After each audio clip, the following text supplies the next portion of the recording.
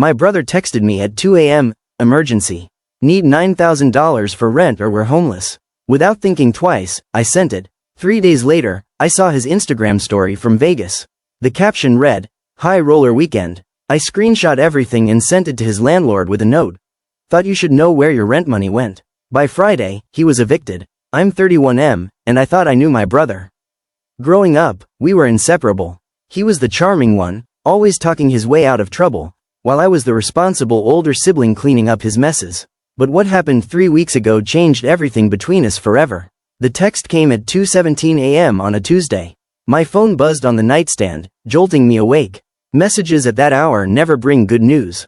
My heart pounded as I grabbed my phone, bracing for news about our parents, or some accident. Instead, it was my brother. His message was frantic, desperate. He needed $9,000 immediately or he and his girlfriend would be out on the street by morning. Their landlord was threatening eviction, and they had until 8 a.m. to pay or face the sheriff. He begged me not to tell our parents, saying he was too ashamed. Rent was already 3 months overdue, and this was their final chance. I sat up in bed, my wife stirring beside me. $9,000 isn't pocket change, but it wasn't impossible either. I'd been saving for a down payment on a bigger house, and my emergency fund could cover it. My brother had never asked for money like this before. Sure, he'd borrowed a few hundred over the years, but he'd always paid it back. The desperation in his messages felt real. He even sent photos of eviction notices, court documents, everything to paint the picture of someone at rock bottom. He explained his girlfriend had lost her job 2 months ago and his freelance work had dried up. They'd been surviving on credit cards and hope, but both had finally run out. I didn't hesitate. Family is family. Despite his flaws, he was my little brother. I transferred the money, watching my savings account drop by nearly half. He thanked me profusely over text, promising to pay me back as soon as he got back on his feet. I told him not to worry, that we'd figure repayment out later.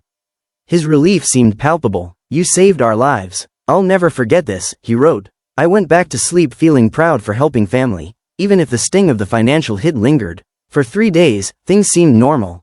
He texted updates about meeting the landlord, sorting out their situation, and how grateful his girlfriend was. I felt good about stepping up as the big brother. Then Thursday came. I was scrolling through Instagram during lunch when I saw his story. The first photo hit me like a punch to the gut. There he was, grinning at a blackjack table in Las Vegas, chips stacked high, cocktail in hand, wearing clothes I'd never seen before. The caption read, "High roller weekend. Vegas baby." My hands shook as I took a screenshot. I kept scrolling. Photo after photo showed him and his girlfriend living it up. Expensive restaurants, lounging poolside at what looked like a luxury hotel, posing with bottles of champagne that probably cost more than my weekly groceries. The timestamps showed they'd arrived in Vegas Wednesday morning, less than 24 hours after I sent him my emergency fund. They were living their best lives. On my dime. Sitting in my car, I felt something cold settle in my chest. This wasn't just betrayal. This was calculated manipulation. My first instinct was to call him and demand answers. But then I stopped. Years of watching him charm his way out of consequences taught me better. Confronting him would only lead to lies and excuses. So, I got strategic. I went through his Instagram story again, screenshotting everything, casino photos, restaurant bills visible in the background, luxury hotel rooms. I remembered he'd mentioned his landlord's name in his panicked texts. A quick Google search led me to the property management company. I spent my lunch break drafting an email, factual, calm, and devastating.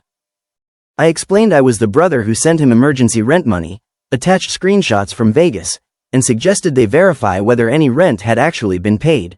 2 hours later, the property manager replied. They confirmed no payment had been received. An eviction notice had been filed but was still in process. My brother's entire timeline had been a lie. But it got worse. The property manager thanked me and revealed they'd been trying to locate my brother for weeks. Apparently, he'd been dodging calls and hadn't been seen at the property for over a month. This wasn't just stealing my money for a vacation. He'd planned to skip out on his lease entirely. My emergency fund had bankrolled his great escape. The manager asked if I wanted to file a police report. I had a better idea. I told them to proceed with eviction and suggested checking his social media for evidence of his whereabouts. By Friday morning, the house of cards collapsed. The property company finalized the eviction, reported him to credit agencies, and started pursuing him for damages. His Vegas photos became perfect evidence he'd had the means to pay but chose not to. But I wasn't done. I compiled a detailed timeline of events, screenshots, dates, bank transfers, and sent it to our parents, extended family, and mutual friends. I didn't add commentary, just the cold, hard facts. The fallout was immediate. Our parents were horrified. Aunts and uncles who always favored him were disgusted. Friends who planned to visit suddenly ghosted him. His girlfriend's family cut them off too. Turns out, they'd been sending money for groceries and bills, while he and my brother saved for Vegas. Worse still, his freelance clients started pulling away. In that world, reputation is everything. His was now in ruins. By the following Tuesday, exactly a week after his emergency text, my brother called me. Gone was the charm. Now there was panic in his voice.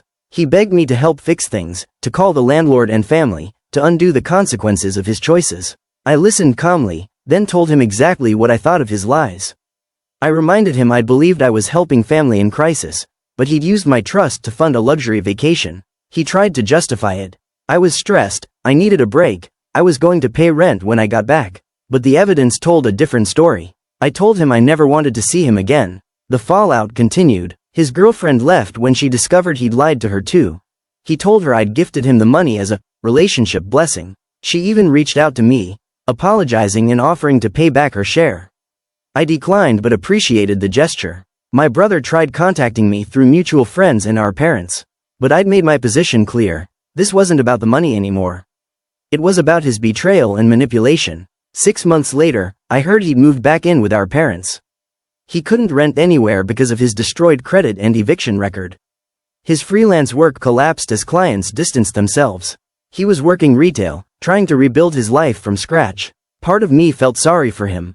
But then I remembered those Vegas screenshots. Some consequences are earned. A year later, I got a letter from him, handwritten, several pages long. He apologized, admitted everything, and took full responsibility.